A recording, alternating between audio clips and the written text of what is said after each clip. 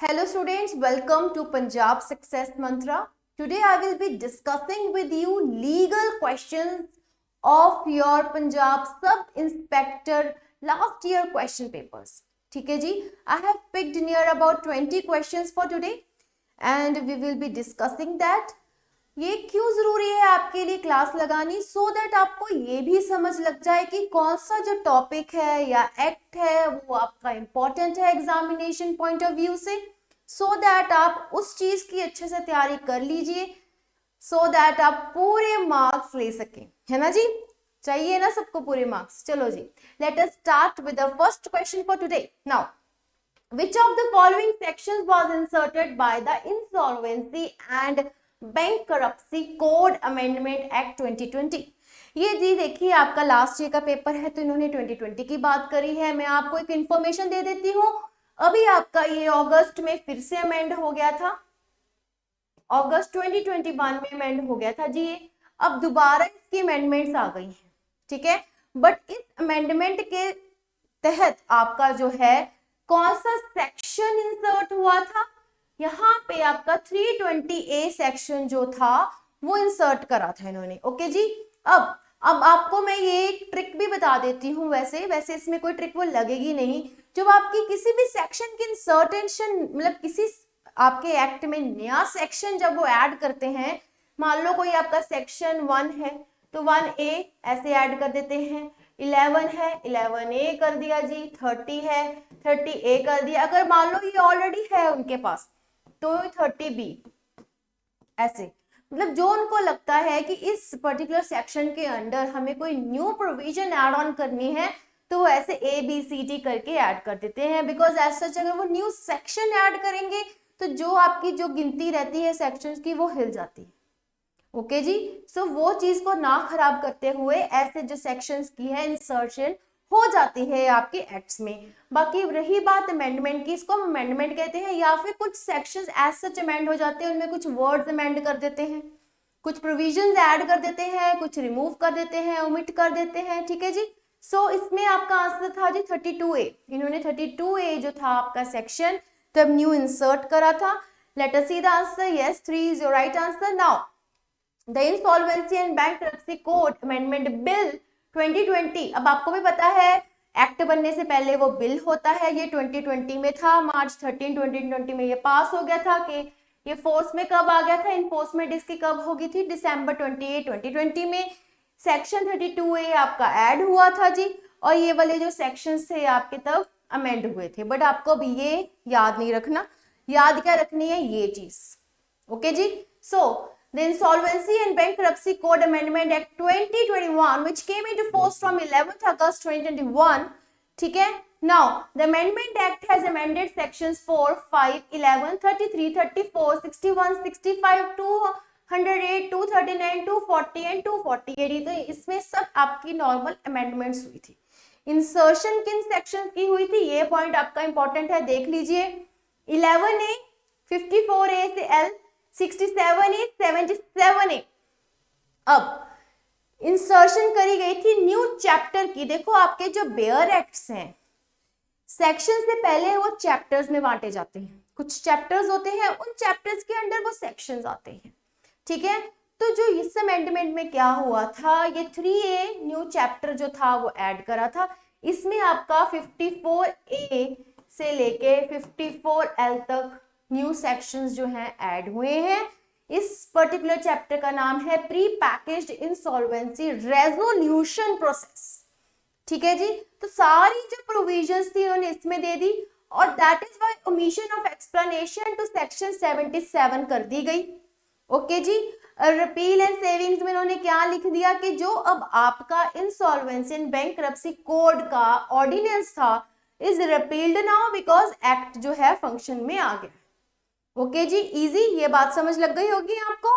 अब देखो इसमें से कोई क्वेश्चन आता है तो आपका ठीक होना चाहिए। Now, a person not enrolled as an advocate under the advocate act 1961 can be permitted to appear before a court in any particular case under which section.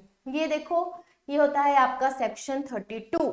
देखो ऐसा जिसमें कुछ नहीं है, रट्टे मारने वाले आपके सेक्शंस हैं, इनको याद रखो, प्रोविजन को याद रखो, सेक्शन याद रखो। मेन मैं आपको सारे सेक्शंस जो है आपकी क्लास में, जब हम इसकी क्लास लेंगे तो ऑफलाइन एंड ऑनलाइन, उसमें आपको मैं प्रॉपर ये बकायदा करवा दूंगी कि जो जो आपके इंपॉर्टेंट सेक्शंस हैं, सो दैट अगर उनमें से क्वेश्चन आ जाए आपको आता होना चाहिए, है ना जी, आता होगा आपको जब हम करवा ही देंगे। सो अब हम चलते हैं, इसकी क्या कह रहा है आपका सेक्शन 32। सेक्शन 32 कहता है power of court to permit appearances in particular cases, notwithstanding anything contained in this chapter, any court authority or person may permit any person not enrolled as an advocate under this act to appear before it or him in any particular case। ठीक है जी। सो ये आ गया आपका section 32, power of court to permit appearances in particular cases. अब और भी कुछ राइट्स हैं, वो याद रख लीजिए। पहला है आपका right to pre audience, section 23 में दे रखा है जी। फिर right to practise the profession आपका सेक्शन 30 में दे रखा है, एज वेल एज में किसमें दिया होता है आपका आर्टिकल 19 क्लॉज 1 क्लॉज डी। ठीक है जी, कॉन्स्टिट्यूशन का ये आपका आर्टिकल क्या कहता है, every person has right to practise any profession or to maintain any occupation, trade or business. ठीक है, ये तो आपका जर्नल आपका कॉन्स्टिट्यूशन में आपका ये दिया ही हुआ है लीगल राइट। ठीक है जी, वैसे फंडामेंटल राइट है आपका, क्योंकि ये आर्टिकल 19 है। ठीक है जी। नाउ स्पेसिफिक जो इसकी जो आपको बात बताई हुई है वो section 30 of the advocates act में बताई गई है। Then right to enter any court, ये भी आपका सेक्शन 30 में इन्होंने बताया हुआ है। ओके जी, अब हम चलते हैं नेक्स्ट क्वेश्चन पे। ये क्वेश्चन बात कर रहा है आपकी कंपनीज अमेंडमेंट एक्ट 2020 की, section 378 O of the companies amendment act 2020। Every producer company shall have at least 5 and not more than dash directors. इसका आंसर है 15, बिकॉज ये सेक्शन आपका इंसर्ट हुआ था अमेंडमेंट द्वारा, 2020 के अमेंडमेंट द्वारा। उन्होंने बोला था 5 या 15 के बीच आपके डायरेक्टर्स होने चाहिए। ओके जी, so here 15 is your right answer. या now section 378 O number of directors, every producer company shall have at least 5 and not more than 15 directors। ये as such आपकी प्रोविजन है जो सेक्शन 378 ओ में बताई हुई है। ओके जी। Now it was inserted by the Companies Amendment Act 2020 which was enforced on 11th February 2021। okay, now अब आ गई आपकी डिसिप्लिनरी कमेटी। डिसिप्लिनरी जो कमेटी है जी आपकी एज जुडिशियल प्रोसीडिंग्स की तरह ही काम करती है। They have the same powers which are vested with your civil court given under code of civil procedure 1908। CPC के तहत जो सिविल कोर्ट की आपकी पावर्स होती हैं वही सेम डिसिप्लिनरी कमेटी जो आपकी स्टेट बार काउंसिल की है उसके पास है। ओके जी। So they said after giving the advocate concerned and the advocate general an opportunity of being heard may make any of the following orders except। तो हमने इस क्वेश्चन में ये देखना है कि वो कौन से ऑर्डर्स दे सकते हैं, सिर्फ कौन सा नहीं दे सकते। सो पहला ऑप्शन है transfer his name from one state bar to bar council of another state, ये बिल्कुल भी नहीं कर सकते। सो ये आपकी एक्सेप्शन है, हेंस यही आपका राइट आंसर है। Dismiss the complaint, yes. Reprimand the advocate, yes. Suspend the advocate from practice for such period as it may deem fit, yes. So here 1 is your right answer। Yeah. Now अब इस पे चल जाओ। The bar council shall constitute a disciplinary committee। देखो जो आपकी disciplinary committee बनाने की जो बात है वो सेक्शन 9 में दे रखी है एडवोकेट्स एक्ट में। ठीक है जी। And powers of disciplinary committee कहाँ दे रखी है, सेक्शन 42 में। अब मैं आपको इसमें मेन चीजें जो है अंडरलाइन करवाती जाऊंगी, वो अपने साथ साथ प्लीज नोट करते रहना। ठीक है, सारा इसमें पढ़ने की कोई जरूरत नहीं है, इतना टफ नहीं है सब कुछ। ठीक है, The section states that the disciplinary committee shall have the same powers as vested in the civil court, in the Code of Civil Procedure Code. तो इसमें आपको क्या बात याद रखनी है कि जो आपका जी सेक्शन 42 है, it says disciplinary committee of the bar council has same powers of the civil court. Okay ji. Now what are the miscellaneous powers? The proceedings before disciplinary committee shall be deemed to be judicial proceedings. एक ये बात याद रख लो judicial proceedings की ही. दूसरा, the disciplinary committee shall be deemed to be a civil court, जो भी हम करके हटे हैं ये बात आप याद रख लो. दूसरी बात, if a chairman or any member of the disciplinary committee is unavailable, या चेयरमैन या कोई भी मेंबर डिसिप्लिनरी कमेटी का उस दिन नहीं आ सकता, वो मौजूद नहीं हो सकता, फिक्स जो डेट करी हुई है हियरिंग की, कोई मैटर सुनने की, ठीक है, फिर क्या करेंगे, डिसिप्लिनरी कमेटी में if it think fit proceed with the hearing and pass the necessary orders. Okay जी, जैसे जी उनको ठीक लगेगा उस अकॉर्डिंग जो है वो अपने ऑर्डर्स जो है पास कर देंगे. बट ये बात याद रखना, जब कोई चेयरमैन या any member of committee unavailable होता है हियरिंग के लिए, वो ऑर्डर तो पास कर देते हैं बट वो फाइनल ऑर्डर कभी नहीं कर सकते. ठीक है जी, फाइनल ऑर्डर वो ही करेंगे जिसको मैटर एलोकेटेड है आपका. ठीक है. Now the disciplinary committee also has the power to impose costs. Cost का याद रखना कि वो कॉस्ट भी आपको लगा सकते हैं. कॉस्ट क्या होता है? लॉ तो पढ़ने जा रहे हो, सब इंस्पेक्टर भी बनने जा रहे हो. कॉस्ट क्या है आपका? जो आपका इसमें नुकसान होता है, ठीक है, वो डैमेजेस के थ्रू. बट यहाँ इम्पोज कॉस्ट क्या होता है कि आपको जो है इतना जुर्माना लगा देते. ठीक है. Now of the proceedings as it may deem fit, and such order shall be executable as if it were the orders of the High Court or the Supreme Court. Now, the disciplinary committee also has the power to review its own orders under section 44. Very important. Question आएगा तो ये बन सकता है आपका कि disciplinary committee के पास अपने ही ऑर्डर्स रिव्यू करने की भी पावर है. वो कहाँ दे रखी है जी? Section 44 of the advocates act 1961 के तहत दे रखी. इजी. अब आपको आई गेस एक एक क्वेश्चन से कितने कितने क्वेश्चंस कर रहे हो. I hope this thing will help you out for your preparation. Now आगे आपका पॉक्सो का the protection of children from sexual offences act 2012 protects children from all of the following except what. देखिए जी, जो आपका पॉक्सो है, protection of children from sexual offences act, POCSO act 2012, इसकी भी अमेंडमेंट हो चुकी है. ठीक है जी. Now sexual harassment yes, trafficking no, trafficking की यहाँ कोई बात नहीं होती है. Pornography yes, sexual assault yes. So here 2 will be your right answer because we have to tick the exception 1 जो है. ठीक है, जो नहीं है हमें वो पिक करना है.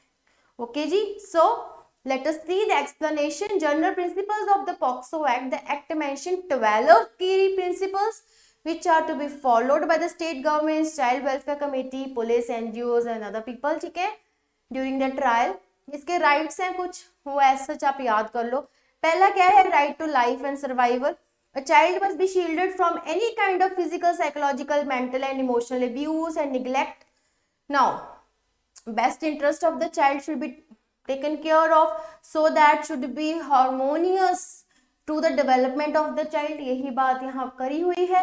right to be treated with dignity and compassion. child victims की यहाँ बात हो रही है कि they should be treated with dignity and compassion so that they not carry forward the trauma in their life, है ना जी. now right to be protected from discrimination, right to special preventive measures. but what are preventive measures? like जो victim child है उसको हमने क्या देखना है कि बारी बारी उसको वो अब्यूज तो नहीं मिल रहा, कुछ और मेजर्स आप ध्यान रखो सो दैट वो बच्चे को कुछ अपनी सेल्फ प्रोटेक्शन करनी भी आ जाए.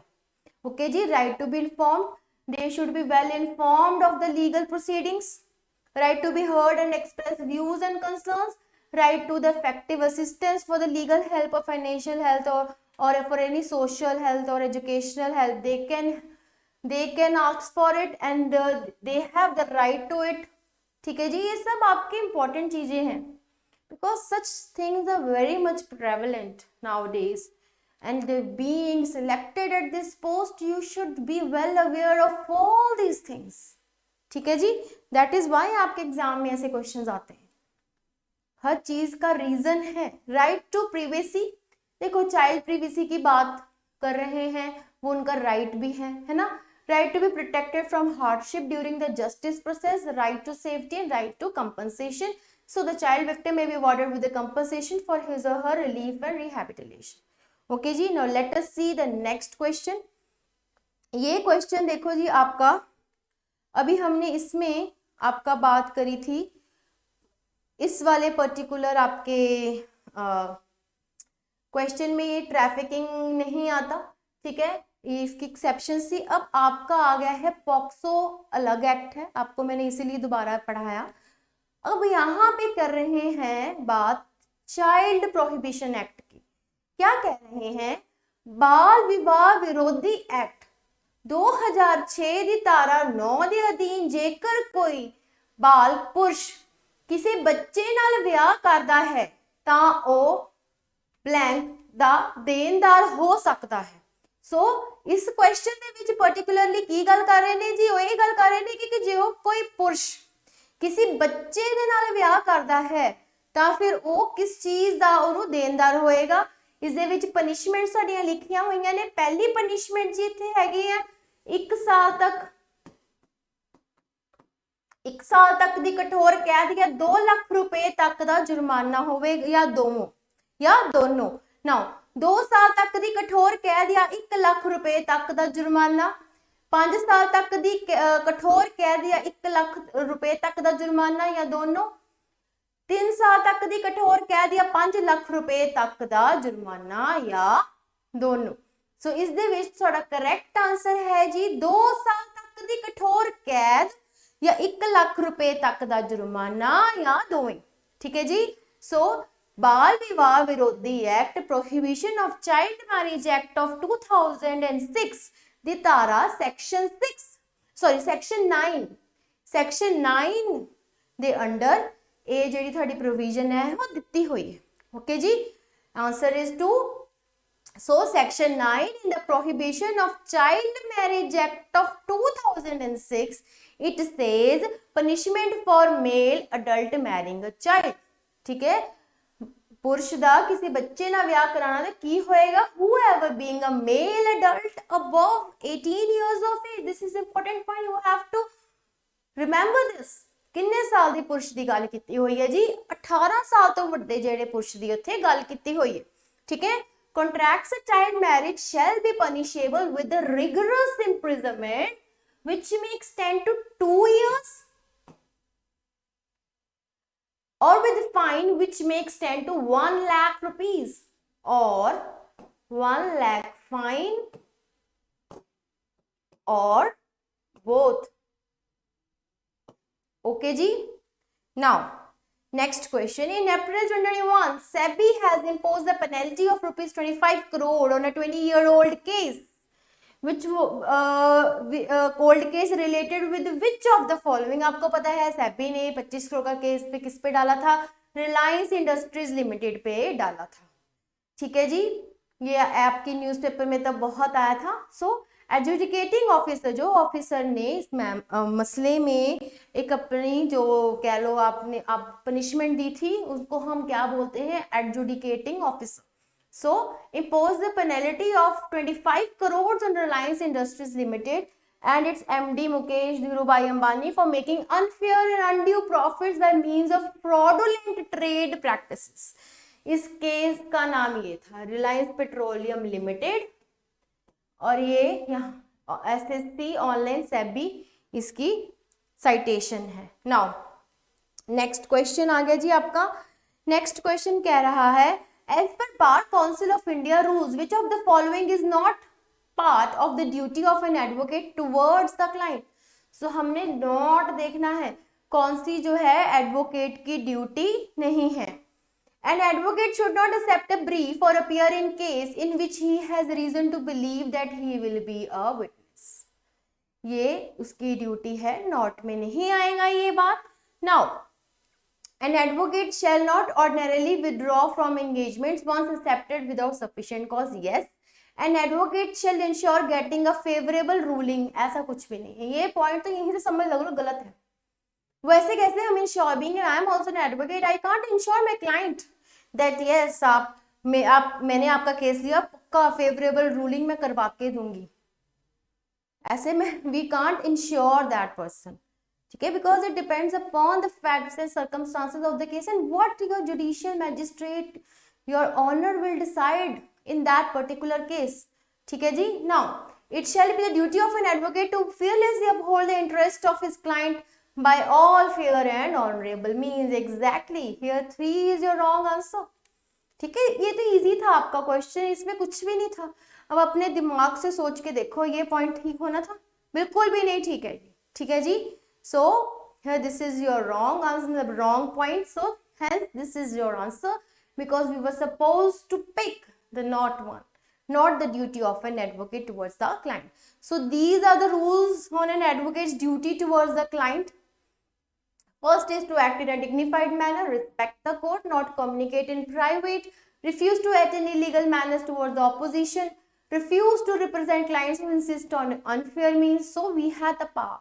We can refuse to represent clients who are insisting you to proceed the case with the unfair means. Okay ji. Now appear in proper dress code, refuse to appear in front of the relations, not to wear bands or gowns, not represent establishments of which he is a member, not to pay the matters of pecuniary interest, not stand as a surety for client. ठीक है जी.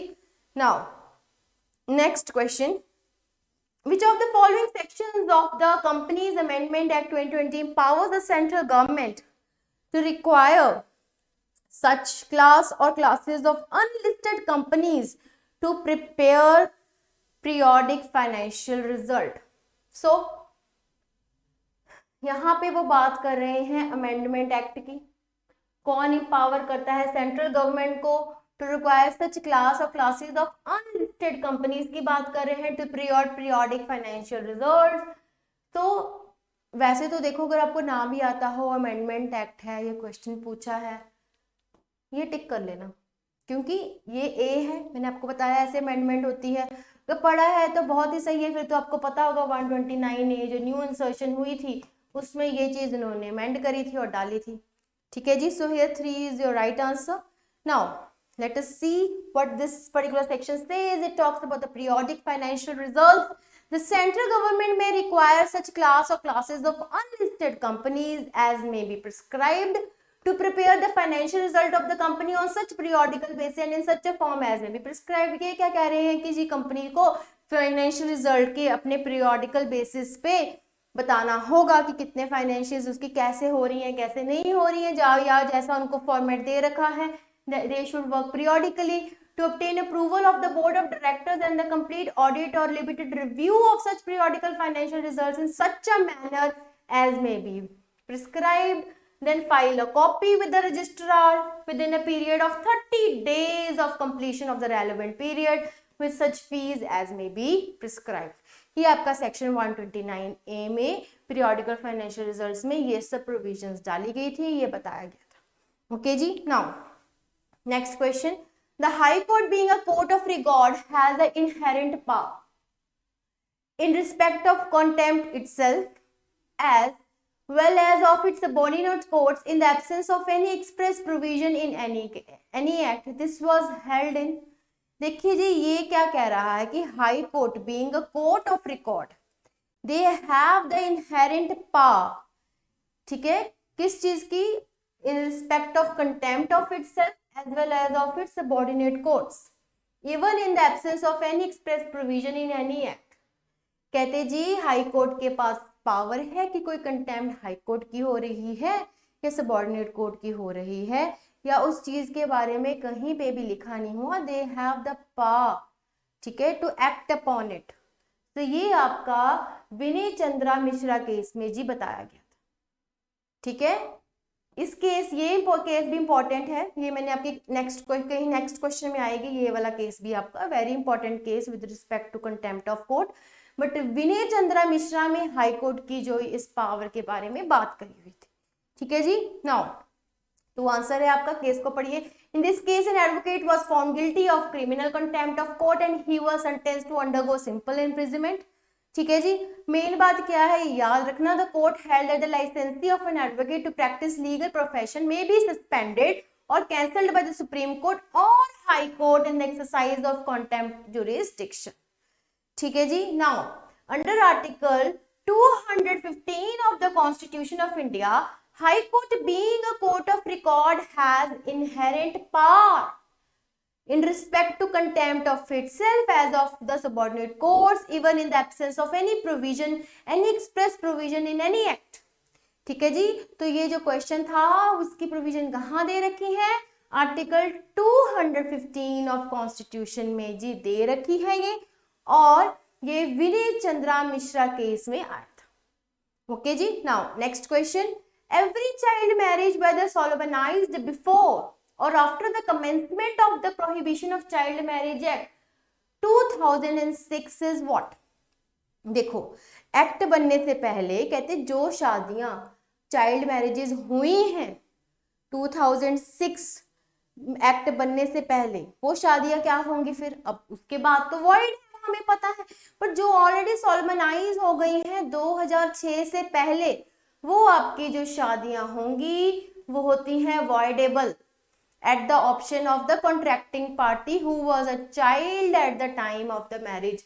अब आ गया आपका word voidable. Voidable क्या है, अपनी मर्जी है, उसको खारिज करना खारिज करो, रखना है तो रख लो। एक होता है आपका वर्ड वॉइड, मतलब बिल्कुल खारिज, एक होता है वॉइडेबल जिसमें आपकी मर्जी होती है जी, और एक होता है आपका वैलिड, मतलब वैलिड तो आप समझते ही हो। ठीक है जी, सो यहाँ पे आपका ऑप्शन आएगा वॉइडेबल। नाउ इसको पढ़ते हैं, सेक्शन 3 में ये दिया गया है जी, इंपॉर्टेंट आपके लिए, child marriage to be voidable at the option of the contracting party being a child, it provides that if a child marriage has been solemnised before or after the commencement of the act, it shall be voidable at the option of the party to the marriage who was a minor. minor कैसे होते हैं जी, below the age of 18 at the time of solemnization. A district court may grant a decree for annulment. annulment क्या होता है, आपकी शादी को नल करने के लिए, नल मतलब खारिज करने के लिए जो एक डिक्री होती है, वो कोर्ट द्वारा आपको जो ऑर्डर है वो मिल जाएगा।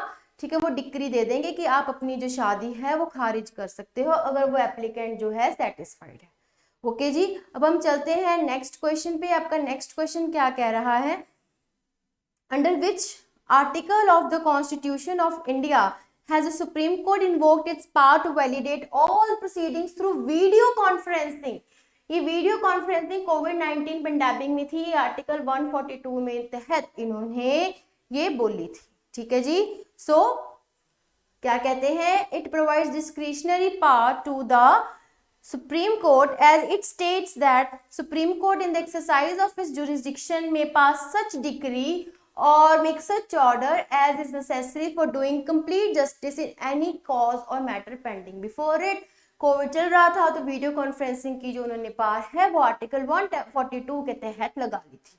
ओके जी, अब हम चलते हैं नेक्स्ट क्वेश्चन पे। नेक्स्ट आपका आ गया medical termination of pregnancy amendment act of 2021 increase the upper gestation limit from 20 to कितने वीक्स का इन्होंने देखो जी यहाँ पे चेंज कर दिया है, 20 टू 24 कर दिया है। ठीक है, for special categories of women including survivors of rape victims of incest and other vulnerable women, differently abled women, minors and among others. So here 24 is your right answer. So the Rajya Sabha has approved the Medical Termination of Pregnancy Amendment Bill 2021 to amend the Medical Termination of Pregnancy Act 1971 on 16th March 2021. The bill was approved in Lok Sabha on 17th March 2020. So इसमें क्या करा था जी, जो gestation limit 20 से 24 weeks कर दी थी for special categories of women, वो कौन सी हैं वो याद कर लेना एक बार आप। So survivors of rape victims, victims of incest and other vulnerable women like differently abled women, minors etcetera.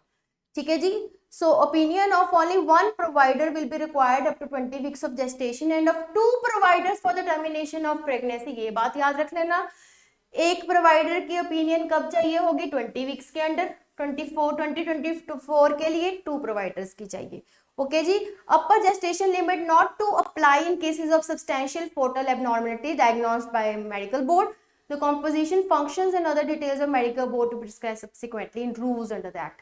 ये इतना जरूरी नहीं है, ये बात याद रखना, ये इंपॉर्टेंट है। कितने प्रोवाइडर्स की चाहिए और कौन कौन किन किन विमेन के लिए जी ये जो न्यू लिमिट है वो प्रिस्क्राइब होती है। ओके जी। अब हम चलते हैं नेक्स्ट क्वेश्चन पे। ये आपका मिसकंडक्ट का क्वेश्चन है। Misconduct is said to B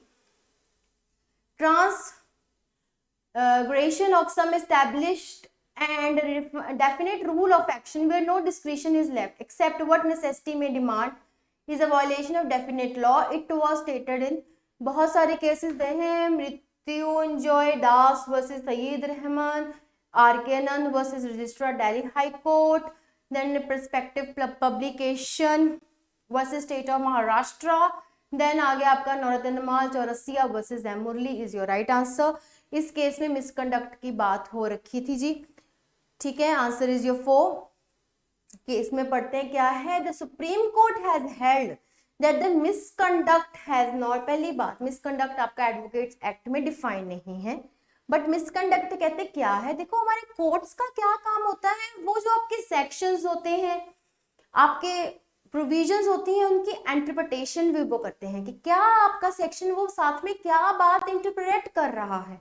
तो उन्होंने बोला कि ठीक है जी, मिसकंडक्ट कहीं पे भी एडवोकेट्स एक्ट में डिफाइन नहीं है, बट बहुत सारी चीजें हैं जो वो मिसकंडक्ट के बारे में बताती हैं, जैसे breach of discipline.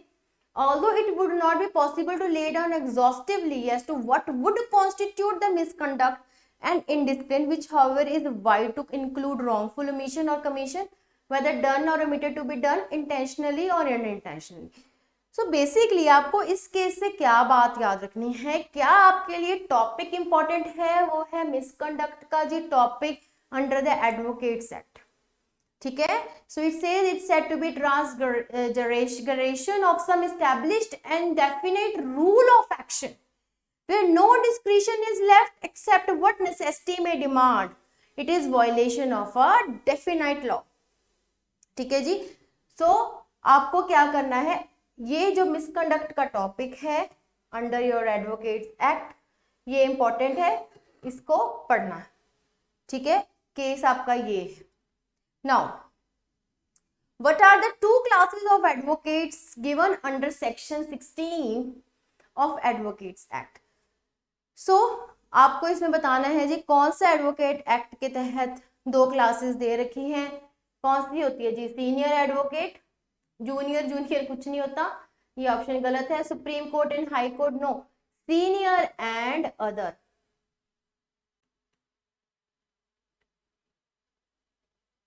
other advocates. ठीक है जी। So here 3 is your answer. Yeah. Section 16 of the Advocates Act states the following: there shall be 2 classes of advocates, namely senior advocates and other advocates. Note करते जाओ आज की class में कौन कौन से सेक्शन आपके एडवोकेट एक्ट के इंपॉर्टेंट है, सो दैट हम वो सेक्शंस तो बिल्कुल करके जाएंगे, उसमें से कुछ भी जो है हम छोड़ेंगे नहीं। ठीक है जी। Now when was the Punjab reorganisation act passed. इसमें देखो पंजाब रीऑर्गेनाइजेशन एक्ट है, ये 1966 में आया था जी। ठीक है, 1966 में ही ये भी आई थी प्रोविजन कि जो लिपि है, कौन सी लिपि आपकी चलेगी, गुरमुखी लिपि को उन्होंने माना था। ठीक है, सो ये पंजाब से रिलेटेड बातें हैं। सो ये आपको याद रखना है कि जो पंजाब रीऑर्गेनाइजेशन एक्ट था वो 1966 में जी आया था। ओके जी। So an act to provide for the reorganization of the existing state of Punjab and for matters connected therewith, ये एक्ट आया था 18 सितंबर 1966। नाउ नेक्स्ट क्वेश्चन जी ਤੁਹਾਡਾ ਹੁਣ ਆਪਾਂ ਦੇਖਾਂਗੇ ਪੰਜਾਬੀ ਦੇ ਵਿੱਚ ਹੈ या नेक्स्ट क्वेश्चन। नाउ ਹੇਠ ਲਿਖੇ ਹਾਲ ਹੀ ਦੇ ਮਹੱਤਵਪੂਰਨ ਫੈਸਲਿਆਂ ਵਿੱਚੋਂ ਕਿਸ ਵਿੱਚ ਸੁਪਰੀਮ ਕੋਰਟ ਨੇ ਕਿਹਾ ਕਿ ਸੈਕਸ਼ਨ 438 438 सीआरपी से तहत किसी व्यक्ति ਨੂੰ ਦਿੱਤੀ ਗਈ ਸੁਰੱਖਿਆ ਨੂੰ ਅਪਰਿਵਿਤਰੀਨ ਤੌਰ ਤੇ ਇੱਕ ਨਿਸ਼ਚਿਤ ਮਿਆਦ ਤੱਕ ਸੀਮਿਤ ਨਹੀਂ ਕੀਤਾ ਜਾਣਾ ਚਾਹੀਦਾ। ਇਸ ਨੂੰ ਸਮੇਂ ਤੇ ਬਿਨਾ ਕਿਸੇ ਸੀਮਾ ਬੰਧਨ ਦੇ ਦੋਸ਼ੀ ਦੇ ਹੱਕ ਵਿੱਚ ਬਣਾਏ ਰੱਖਣਾ ਚਾਹੀਦਾ ਹੈ। देखो जी सेक्शन थोड़ा 448 ਜਿਹੜਾ 438 of CRPC talks about anticipatory bail। ਇਹ ਗੱਲ ਯਾਦ ਰੱਖਣਾ ਕਿਸ ਬਾਰੇ ਗੱਲ ਕਰਦਾ ਹੈ, ਤੁਹਾਡੀ ਐਂਟੀਸਿਪੇਟਰੀ ਬੇਲ ਬਾਰੇ ਗੱਲ ਕਰਦਾ ਹੈ ਜੀ। ਸੋ ਇਸ ਦੇ ਵਿੱਚ ਇਹ ਤੁਹਾਡੀ ਜਿਹੜੀ ਗੱਲ ਸੀ ਨਾ ਕਿੱਥੇ ਕੀਤੀ ਹੋਈ ਸੀ, ਇਹ ਦਿੱਤੀ ਗਈ ਸੀ ਸੁਸ਼ੀਲਾ ਅਗਰਵਾਲ ਅਤੇ ਹੋਰ ਬੇਨਾਮ ਰਾਜ NCT ਦਿੱਲੀ। ਠੀਕ ਹੈ ਜੀ, let us C the answer, 1 is your right answer। ਹੁਣ ਇਸ ਬਾਰੇ ਪੜ੍ਹਦੇ ਹਾਂ ਜੀ। in this case held that anticipatory bail is not fixed for a particular period and it can continue till the end of the trial। जब तक थोड़ा trial चलता है जी उन्नी देर तक ये थोड़ी एंटीसिपेटरी बेल भी चलती रहेगी। ये कोई पर्टिकुलर नहीं है कि एंटीसिपेटरी बेल मिली है इन्ने टाइम लिए मिली है। हुण तां एंटीसिपेटरी बेल दे होर भी नवे रूल्स एंड रेगुलेशंस आ गए ने। सो however if any special peculiar features necessitates putting a limitation on the anticipatory bail tenure, courts are free to do it। Now, the conflicting views of benches with different strands of Supreme Court are mentioned above with regards to the question of the time limit of the anticipatory bail requires certain questions to be referred to a large bench। So basically, a particular case ਸੀਗਾ ਜਿਸ ਦੇ ਵਿੱਚ ਤੁਹਾਡੀ ਇਸ ਦੇ ਵਿੱਚ ਇਹ ਫੈਸਲਾ ਕੀਤਾ ਗਿਆ ਸੀ ਕਿ ਵਿਅਕਤੀ ਨੂੰ ਦਿੱਤੀ ਗਈ ਸੁਰੱਖਿਆ ਨੂੰ ਅਪਰਿਵਰਤਨੀ ਤੌਰ ਤੇ ਇੱਕ ਨਿਸ਼ਚਿਤ ਮਿਆਦ ਤੱਕ ਸੀਮਿਤ ਨਹੀਂ ਕੀਤਾ ਜਾ ਸਕਦਾ। ਇਸ ਨੂੰ ਸਮੇਂ ਤੋਂ ਬਿਨਾਂ ਕਿਸੇ ਸੀਮਾ ਬੰਧਨ ਦੇ ਦੋਸ਼ੀ ਦੇ ਹੱਕ ਵਿੱਚ ਬਣਾਏ ਰੱਖਣਾ ਚਾਹੀਦਾ ਹੈ। ਓਕੇ ਜੀ, ਸੋ ਇਸ ਦੇ ਵਿੱਚ ਅਸੀਂ ਜਿਹੜਾ ਸੈਕਸ਼ਨ ਤੁਹਾਡਾ 438 of CRPC criminal procedure code ਹੈ ਜੋ ਐਂਟੀਸਿਪੇਟਰੀ ਬੇਲ ਦੀ ਗੱਲ ਕਰਦਾ ਹੈ, ਉਹ ਤੁਹਾਡੇ ਸੁਸ਼ੀਲਾ ਅਗਰਵਾਲ ਅਤੇ ਹੋਰ ਬਨਾਮ ਰਾਜ NCT ਦਿੱਲੀ ਵਿੱਚ ਦੱਸਿਆ ਗਿਆ ਸੀ।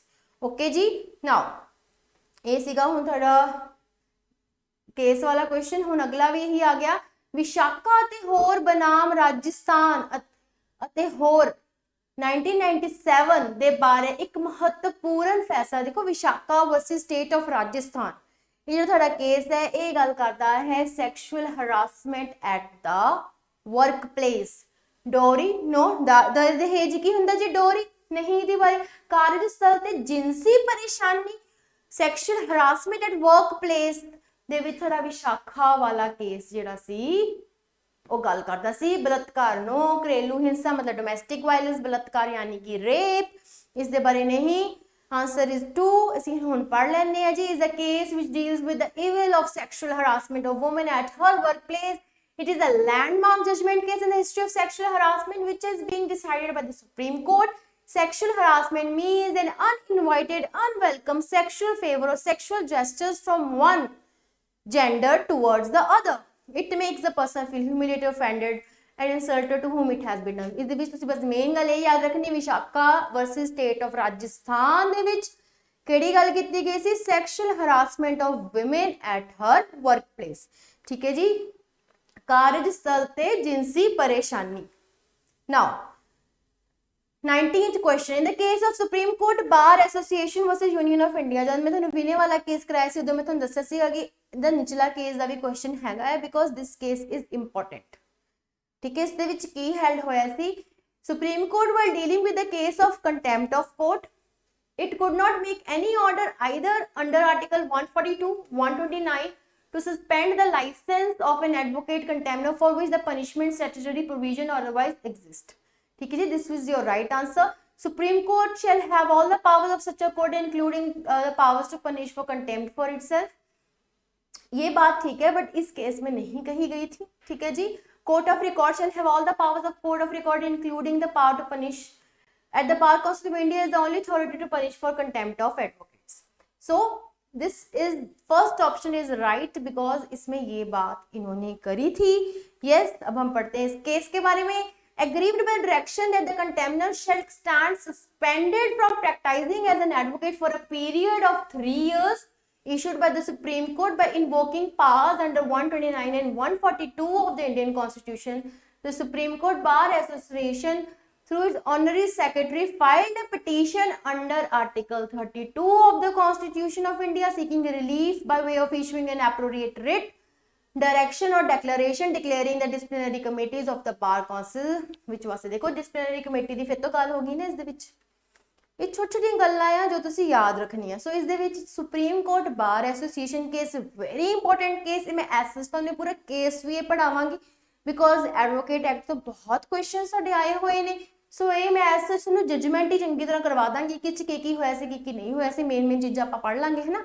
ਸੋ ਇਸ 'ਚ ਮੇਨ ਗੱਲ ਤੁਸੀਂ ਕੀ ਯਾਦ ਰੱਖਣੀ ਹੈ ਜੀ, supreme court while dealing with the case of contempt of court it could not make any order, ਕੋਈ ਹੋਰ ਕਹਿੰਦੇ ਜੀ ਆਰਡਰ ਨਹੀਂ ਬਣਾ ਸਕਦਾ either under article 142 or 129, ठीक है, to suspend the license. So it could not make any order to suspend the license of an advocate contemner, या सिर्फ कहते थे लाइसेंस सस्पेंड ना करके उन्हें से पनिशमेंट दे दो जो स्टैट्यूटरी प्रोविजंस एज सच ਦਿੱਤੀ ਗਈ ਹੈ। ਤੇ ਇਸ ਦੇ ਵਿੱਚ ਇਹਨਾਂ ਨੇ ਕੀ ਕੀਤਾ ਸੀ, ਐਡਵੋਕੇਟ ਨੂੰ ਪ੍ਰੈਕਟਿਸ ਕਰਨ ਲਈ 3 ਇਅਰਸ ਲਈ ਰੋਕ ਦਿੱਤਾ ਸੀ। ਠੀਕ ਹੈ ਜੀ। ਨਾਓ ਲਾਸਟ ਕੁਐਸਚਨ ਫॉर ਟੁਡੇ, ठीक है, डोमेस्टिक इंसीडेंट रिपोर्ट, इनू असीं भी DIR भी बोल दिंदे आ, इनू एज सच ही याद कर लियो, कई बार ये पूछ लेंदे DIR दी फुल फॉर्म की है जी, डोमेस्टिक इंसीडेंट रिपोर्ट। ठीक है जी, कहंदे किस दे विच आंदा है, dowry prohibition act, Indian penal code, protection of women from domestic violence act 2005, criminal procedure code. देखो डोमेस्टिक की गल की हुई है जी, इत्थों तुसीं वैसे लभ सकते हो, आंसर इज योर 3। ठीक है, डोरी prohibition act they which domestic violence as such नाल लग जाता है। ठीक है, जिहड़ी DIR जिहड़ी तुहाडी फाइल हुंदी है वो डोमेस्टिक वायलेंस एक्ट के तहत protection of women from domestic violence act 2005 के अंडर जिहड़ी है वो फाइल की जाती है। ओके जी, आंसर इज 3। हुण इस बारे थोड़ा जिहा पढ़ लैंदे आ।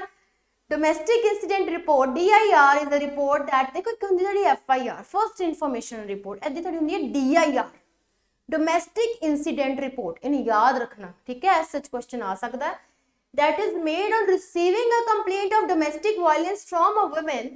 This report can be made by either a protection officer or service provider. The DIR will contain details such as your name, age, details of the harasser, details of the incident of violence that happened, etc. To file a DIR, you can approach any of the following officers, which again is an important question. You have to remember this. कई बार history question आ जाता है ना जी कि कौन थोड़ी जी report है file कर सकता है जी DIR, protection officer, service provider, police officers, person in charge of the medical facilities. ठीक है जी, हुण देखो इस क्वेश्चन चो ही असी एक 2 क्वेश्चन है, तीजा डिटेल ये तो इन्ना चलो इंपॉर्टेंट है नहीं, तो ये जिहड़ियां चीज़ां असीं इस एक्सट्रा होर भी पढ़ लेंगे अज दे मतलब इस क्वेश्चन दे विच। सो की याद रखना है, डोमेस्टिक इंसीडेंट रिपोर्ट है domestic violence act, protection of women from domestic violence act के तहत अंडर फाइल की जाती है DIR। ओके, एक की रिपोर्ट होंगी है जिहड़ी तुसीं कंप्लेंट करदे हो डोमेस्टिक वायलेंस की, कोई भी जिहड़ी औरत होंगी है रिपोर्ट जिहड़ी दिंदी है फाइल करना चाहती है, वो रिपोर्ट नूं असीं DIR जिहड़ा है वो बोलते हैं। ओके जी, आई होप अज दी इस क्लास दे विच तुसीं सारे क्वेश्चंस बहुत ही चंगी तरह समझे भी होने। ठीक है, नाल नाल नोट्स भी बनाए होने। देखो थोड़ा टफ तो है ही, थोड़ा जिहा क्रैमिंग पोर्शन थोड़ा ज़्यादा है, सैक्शन बेस्ड पोर्शन ज़्यादा है, but you are lucky sections दी प्रोविजनस नहीं अगे तुहानूं ऐसे चन्नियां पुछियां जा रही जो कि टफ होंदियां है, ज़्यादा टफ होंदियां to memorise. So all the best students, तुसी आई होप इनू हुण असी नैक्सट क्लासेस दे विच होर भी डिटेल च पढ़ांगे, है ना। जिन्ना पढ़ा सकांगी उन्ना तुहानूं अच्छे तरीके नाल लीगल पार्ट कवर करवा दिता जाएगा, सो दैट तुसी सारे क्वेश्चंस अपने चंगी तरह अटैम्प्ट करो और पूरे नंबर लैके आओ। सो all the very best and thank you so very much.